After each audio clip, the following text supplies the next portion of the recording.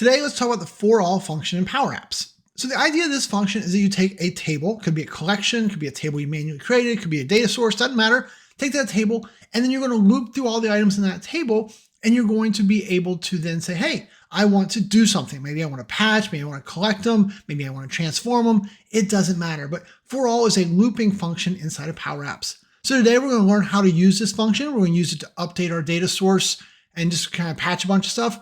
And then we're going to look at some other uses of it, things like adding row numbers, adding a column, that type of stuff. And we're also going to compare it to the AddColumns function a little bit at the end, just to kind of give you an idea that there's more than one way to do a lot of things in PowerApps. And ForAll is just another tool in your tool belt. Sound like fun? Now let's just switch over to my desktop and take a look. All right, so last week's video, what we did was we learned how to take a gallery and add these multi-select boxes, right? So I can select a couple different people. And now what we want to do is now that I've selected these people, I want to be able to update all of their data at once, right? I want to make some type of bulk change to them. So what we're going to do is we're going to go over here and we're going to add ourselves a button, right? So add a button. And in this button, we're going to use the ForAll function. So we're going to type in ForAll like so, and then we're going to open our parentheses. So now the first thing that ForAll wants is a table of data. So in last week's video, and I'll put a link up there in case you didn't see it, last week's video, we figured out that the way to get to it was this gallery all items, right? This filtered version here. So this table is the 3 checked items over there, okay? So if we go here, this wants a table. Doesn't care how you get there. So we'll paste that in. So now it says, hey, for that filtered table, the 3 checked people, what do you want to do? Now, before you move to the next option, the thing that I want you to get used to using anytime you use ForAll and anytime possible, quite frankly, is we're going to do an as. So as is a way to assign a name to that stuff we're about to work through. So we'll just call it stuff. I always like overcapitalize it like this as well. It's just a good mental cue for me where I see overcapitalized, I know that it's that as, okay?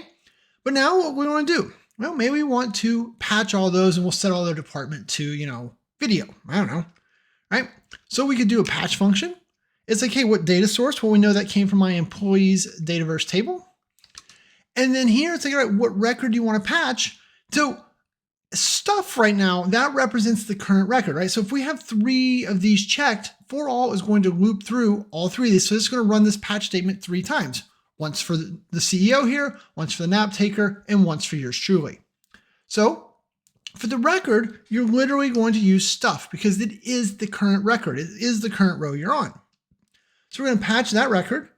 And then here we're just going to say, hey, I want to set the department to be, we're just going to say video, something like that, okay?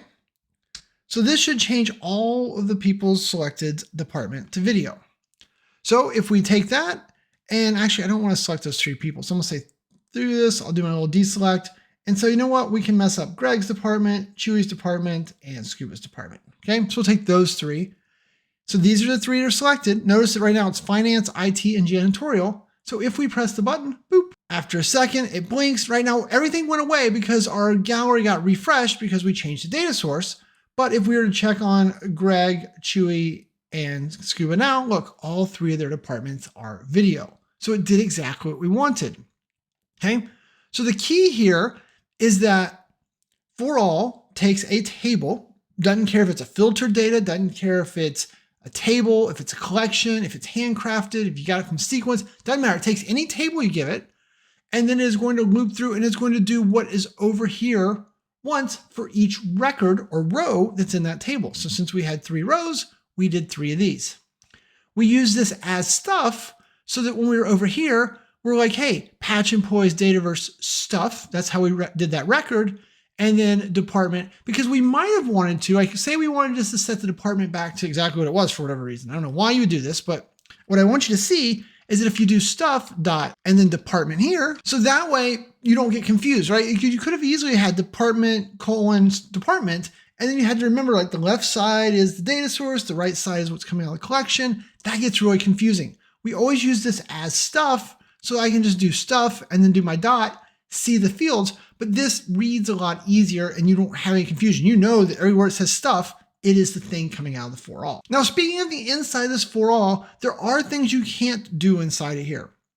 Probably the most shake your fist one is going to be you can't set variables. They will not let you set a variable inside here because there's no way to say, hey, if you set it and you had 3 items, it would just be whatever one was at the end and it wouldn't make any sense, right? So you're not able to do things like set variables in here. Now you can though, so say if you didn't want to do a variable, let's get rid of this patch. You could, if you needed to grab the stuff, you could say collect col demo, I don't know, right? Demo. And then what do we want to put here? We're just going to say, hey, I want to make a record. We're going to call it val colon, and then we'll say stuff dot, not department, we just did that. We'll do name, first name, right? And then we'll close this.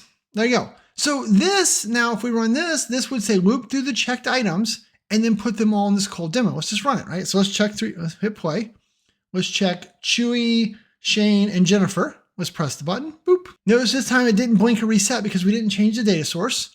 But now if we go in here and look at col demo, it's a table, right? It's a collection. And look, there's a column named Val with Chewy, Shane, and Jennifer. And if you'd wanted to have, their age, right? You could have done age. And then you would have just said stuff.age. Now if we press this again, boop. Oh, we got to select people. So select Greg, Chewy, Jeff, press the button. Now if we look in col demo, now it's still a table, right? It's still a collection, but now we've got their ages and that val column where we've stuck the first name. Kind of easy, right?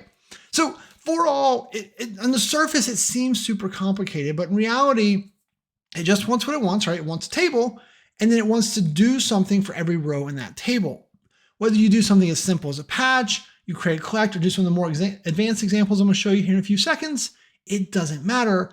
For all gives you that ability to loop through. Now, one other consideration with the whole looping through thing, also keep in mind that it does not necessarily do them in order. So we checked Greg, Chewy, Jeff, and you can see by the collection that it put them in order, right? So yay, but you can't count on that. Do not count on it being sequential. So, because basically what happens when you say do for all, PowerApps says, okay, how can I most efficiently process this? So can I do them in batches? Can I do, out of order? Like it determines the order. So you cannot count on these coming through in the exact order that they came out of the table. So in my experience, they almost always do, but don't count on it. And the documentation explicitly says it. So I'm going to explicitly remind you. Okay. So that's for all. And this is probably the most common way that we use it, right? If you think about it, like when I let users upload multiple files, right? What do we do in the multi-upload video? We then for all through the table of files they uploaded. And for every one of those, we ran the flow that uploaded it, right? Here, I'll show you that video or show you that app real quick. Okay, so like in this one, right? I grabbed these couple of images here. So I'm just going to grab a couple of these. Boom, boom, boom. I dragged them over here. And so then we know that once I drag them all over here, there they sit, and then we're able to hit upload all and it would put them all in a SharePoint form, right? And so the way that we did that, same thing. We said for all those attachments as files, and I did the all capital F or files because I didn't want to confuse myself. I ran the flow new upload run, and then I did this, right? Files.value for the bits and the bytes and files.name. Okay, so there's a perfect example of for all being used, right? That's the best way I know how to run that. Keep that in mind. For all has a lot of uses. But when it comes to things like bulk uploads, you're going to go with that. But when it comes to bulk patching, there are other functions. And so I'll put another link to a video up there that talks about performance and some different ways you might want to consider. But we're not going to worry about that today. We just want you to know that there are other ways. So speaking of other ways, let's look at some other things that we can do. So if we switch over to screen 2. So first, I created a simple collection, right? My collection is just a table with ABC. So if we put that in there, one of the things I sometimes need to do is add row numbers to that. So what I can do is if I have a collection or a table and I want to add row numbers to it, right? I can do a for all, the collection I want to add row numbers to, and then we're going to collect. So for every record that's in there, we're going to collect a new collection called temp collection, and then we're going to do all this crazy logic, right? Like just copy that out.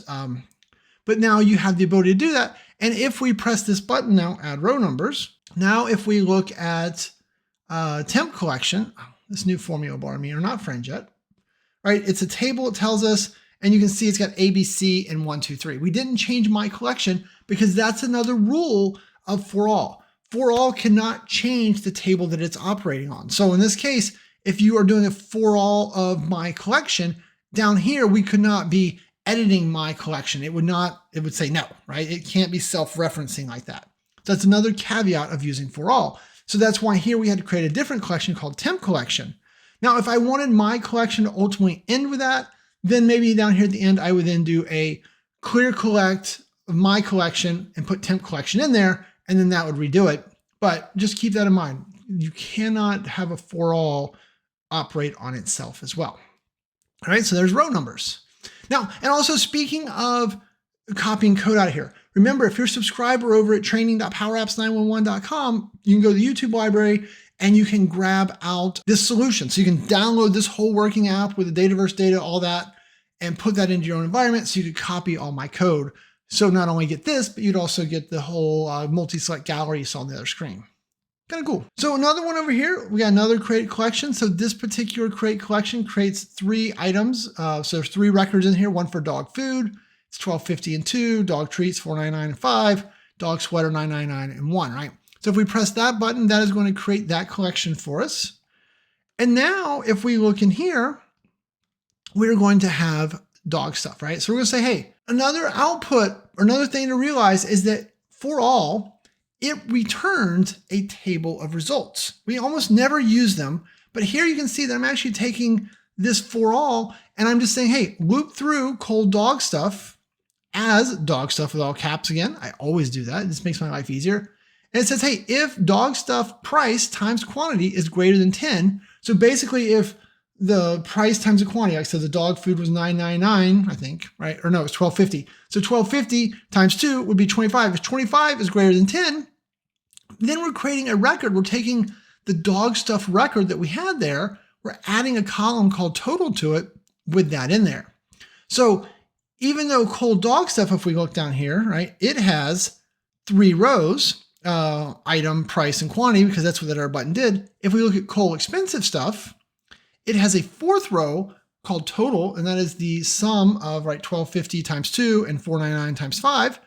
And not only is it that, but it also, if you remember the 3rd item that was in there, I think it was dog sweaters.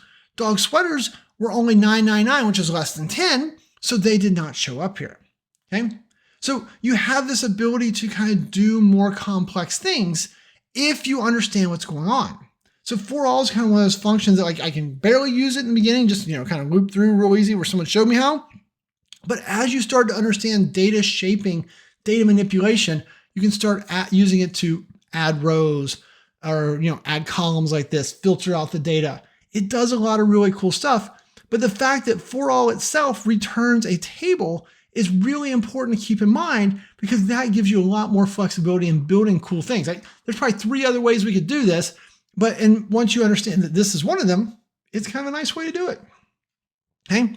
Now, speaking of another way of doing it, I wanted you to see, right? Like, so I wanted to show you this example, one we just did, because this is a complicated thing, and some people's brains gravitate to this. Like, boom, I get this. I love this. I want to do it always like that. Cool. My brain doesn't gravitate to that anymore. Used to. My brain now is in love with AddColumns. So I want you to see that this is a different function. It's called AddColumns, but this will do exactly what you saw in the other one, right? Because what we're doing here is we're saying, hey, clear collect cold expense stuff. So we're going to make that same collection, but you kind of have to work inside out. So take cold dog stuff, add a column called total. So total, and that is going to be quantity times price, right? So that's how we got to that 25, 24.95, and 9.99. So now we have a column called total in there by AddColumns, and then we're filtering that out to get the value total greater than 10, to only get the ones where the total is greater than 10, which should just be the first 2, right? So if we press this button, and now if we look at cold expensive stuff, we should still see dog food, dog treats, all the same things, right? So this button and this button literally do exactly the same thing, just different ways of approaching it, right? There's like 10 ways to do almost everything in PowerApps. So this is not unusual, but I wanted you to think about that. Like, if you hate for all, AddColumns might be your jam in a lot of cases. It doesn't replace it all the time, but there's a lot of synergies. Oh, yeah, that's right. Fancy word. There's a lot of synergies between the two. One more example, and then we'll call this video done. So we'll go over here. I have another one. So this one right here is creating a collection called Col Randos. it is using for all against a sequence. Remember, sequence is a function that spits out a table of numbers, right? So in this case, it'll spit out 10 numbers. And if you haven't messed with sequence, oh, it's such a fun function. But there you go. So just make a table of 10 numbers. And then we're saying clear collect colrandos, and then stick a random number between 1 and 100 for each one. So if we look at colrandos, we've got those 10, right? So that came from value. And then the column called, oh, that's not what I wanted. Let's see here. Let's press again. Boop. Let's try this again.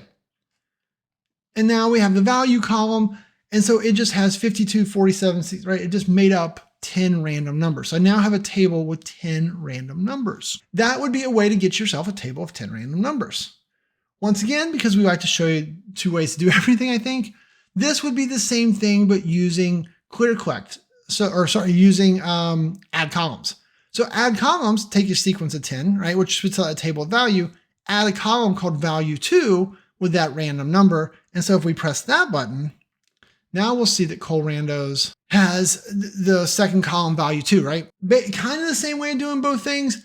Now, in this case, right, the other one was kind of a little cleaner because it didn't keep the original column. Oh, we got to press it again to get it. It only uses a value column, right? Because we're not using the sequence column. We just use sequence as a way to loop through. Food for thought, things to think about. ForAll does a lot of really neat stuff. Just remember, it wants what it wants that table. And then on the inside, you can do almost anything. You can even do multiple things. Like, so keep that in mind. Like, we didn't talk about that. I guess I should have done that. But like back here, remember like when we had to do the patch, I could have said, or here, we're doing the collect, and then I could have said collect, and then I could have had it, send me an email, right? I just put that semicolon there, and then, we could put the logic for send email on. I mean, obviously I don't have send email in here, but you get the idea. You can do multiple things. You can do as much as you want inside there, keeping in mind, right, that you can't what? You can't change the collection or the table that you're currently working on. And you can't set variables, right? Like those are the 2 big gotchas. I think there's one more little thing it can't do, but really it comes down to those 2 for me. So that's everything I've got for today. Hopefully you enjoyed this. If you got questions, comments, leave them below. Always down for that, right? I feel like ForAll, it's another good tool to have in your tool belt. So hopefully you've enjoyed it. But if you got other ways you want to see me apply it, I'm all ears, right? And of course, speaking of me being all ears, if we can ever do anything to help you, reach out to us over here at PowerApps 911, right? We can help you with consulting, training, mentoring. We can just get on and fix your app for 30 minutes and then be done and out of your hair forever again, right? There are a lot of different options for us to work together. All right. And with that, I'm going to say thanks and have a great day.